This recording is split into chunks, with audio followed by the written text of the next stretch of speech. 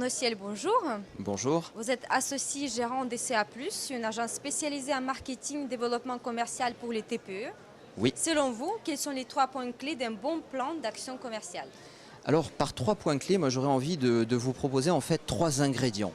Pour réussir la recette du bon plan d'action commerciale, il faut 3 ingrédients et ces ingrédients sont les suivants. Le premier, c'est du rêve. Le deuxième, c'est du concret. Et le troisième, du choix. Je m'explique. Du rêve, oui. Quand on écrit son plan d'action commerciale, on a intérêt à commencer en rêvant. En rêvant à quoi? En rêvant au futur idéal que l'on veut bâtir, au rêve d'entrepreneur que l'on a. Pourquoi? Parce qu'on va avoir besoin d'une vision, on va avoir besoin d'un rêve pour être du coup doté de constance, cette force morale qui nous rend capable de surmonter les épreuves, de dépasser les échecs. Ce qui va nous donner cette force-là, ce qui va nous donner cette constance, c'est la vision, c'est le rêve. Donc premier ingrédient, la vision. Deuxième ingrédient, après avoir rêvé, on va passer au très concret. J'aurais envie de dire même qu'un bon chef d'entreprise, il a la tête dans les étoiles et les pieds dans la glaise. Passer au concret, ça veut dire quoi? Ça veut dire transformer notre objectif de chiffre d'affaires. Par exemple, je veux faire l'année prochaine 100 000 euros, en un chiffre beaucoup plus concret qui est de combien de prospects dois-je rencontrer la semaine prochaine pour atteindre mon objectif annuel. Donc, deuxième ingrédient du très concret, je transforme mon objectif de chiffre d'affaires en nombre de prospects à rencontrer la semaine prochaine.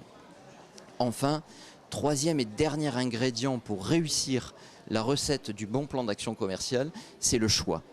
Le choix de la méthode, le choix des outils, le choix de l'organisation, bien sûr, mais également choisir le nombre de rendez-vous dont on a besoin pour conclure une vente.